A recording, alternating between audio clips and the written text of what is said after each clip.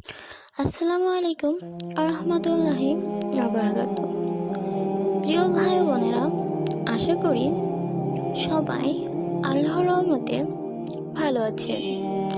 আজ আমি আপনাদের শোনাবো এমন একটি দোয়া কবুলের গল্প, যেখানে দুজন মানুষ 2 বছর ধরে আল্লাহর কাছে একই মানুষকে চেয়েছে, আর আল্লাহ ঠিক সময় তাদের মিলিয়ে দিয়েছে।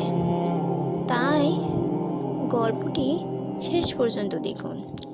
ইনশাল্লাহ এই গল্প থেকে আমরা সবাই ধৈর্যের শিক্ষা পাব।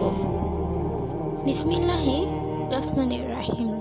আচ্ছা, আপনি যদি রোজ তাহাজ্জুদে উঠে আল্লাহর কাছে একই জিনিস চান, আর ঠিক 2 বছর পর আল্লাহ সেটাই আপনাকে দিয়ে দেন, কেমন লাগবে বলেন তো?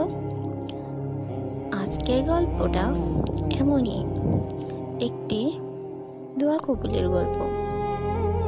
ছেলেটার নাম ইউসুফ, পেশায় একজন কোরআনের হাফেজ, আর মেয়েটার নাম আয়েশা, সে একজন মাদ্রাসার ছাত্রী। দুজনকে চিনত না, কখনো দেখাও হয়নি, কিন্তু অবাক করার বিষয় কি জানেন?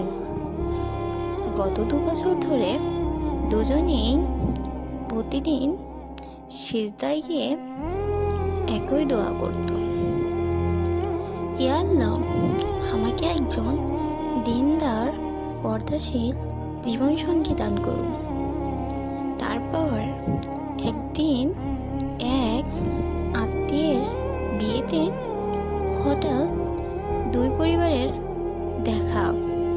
কথা বলতে গিয়ে ইউসুফ আর আয়েশা দুজনেই চমকে যায়, কারণ দুজনেই বুঝতে পারে ওরা 2 বছর ধরে একই মানুষটাকে আল্লাহর কাছে চেয়েছে। এরপর ধুমধাম করে তাদের বিয়ে হয়। বাসর রাতে ঘরে কোনো গান বাজেনি, বরং দুজন জায়নামাজে গিয়ে শুধু আল্লাহর শুকরিয়া আদায় করেছে।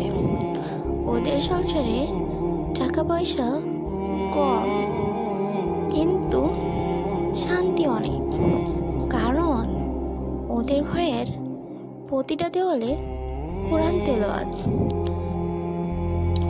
শেষে শুধু একটা কথাই বলবো, আল্লাহ যাকে আপনার তাকদীরে লিখেছে সে ঠিকই সময়ে আসবে, শুধু ধৈর্য ধরে চাইতে থাকুন। যদি গল্পটি আপনাদের ভালো লেগে থাকে তাহলে একটি লাইক দিন, আপনার মূল্যবান মতামত কমেন্টে জানান, এবং কেমন আরও হালাল ভালোবাসার ইসলামিক গল্প শুনতে চ্যানেলটি সাবস্ক্রাইব করে পাশে থাকা বেল আইকনটি চাপুন। আল্লাহ তাআলা আমাদের সবাইকে ধৈর্য ধরার তৌফিক দান করুন, এবং আমাদের তাকদীরে উত্তম জীবনসঙ্গী মিলিয়ে দিন। আমিন। আসসালামু আলাইকুম।